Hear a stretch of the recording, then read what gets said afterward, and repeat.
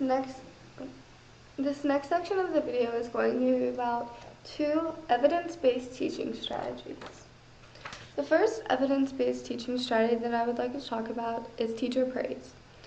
Teacher praise is very important for all students, but especially children with EBDs, because it gives that approval and social acceptance.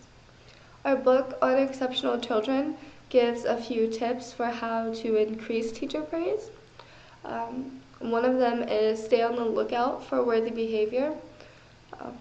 So if a student is doing a worksheet, go and periodically check on him to see what he's doing well and then praise him on it. The next is arrange opportunities that you know a student will do well in so that you can praise them. So this is really important. It's really important to know a child's strengths so that you can know what he's going to do well, what questions he can answer well, which activities he'll perform really well on, so that you are able to give him more praise. The next one is to not worry about overpraising. Even if it sounds like a little fake at first, the more a teacher believes in the power of praising, the more effective it will come across.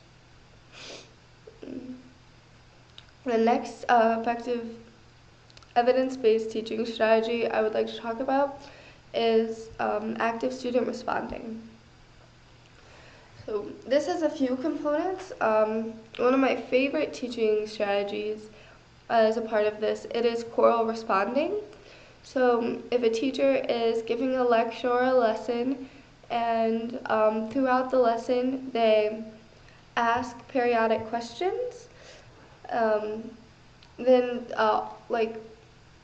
periodic questions that are just free for anyone to answer. So you don't have to raise your hand and be all timid, which I certainly have a problem with myself. I have certain classes that expect me to raise my hand, and unfortunately it gives me so much anxiety that I can't participate in the classes. And on the other hand, I have classes that really use choral responding, and it really makes me actively engaged, and I feel like it is that way with a great deal of students. Another piece of the active student responding could be response cards. This works well, I feel, with really young children, because a lot of what you learn is very simple things like colors. If you're learning colors, hold up a card that is of a certain color and all the students will tell you what that color is. If you hold up a math problem or a number, all students will tell you what the answer or the number is.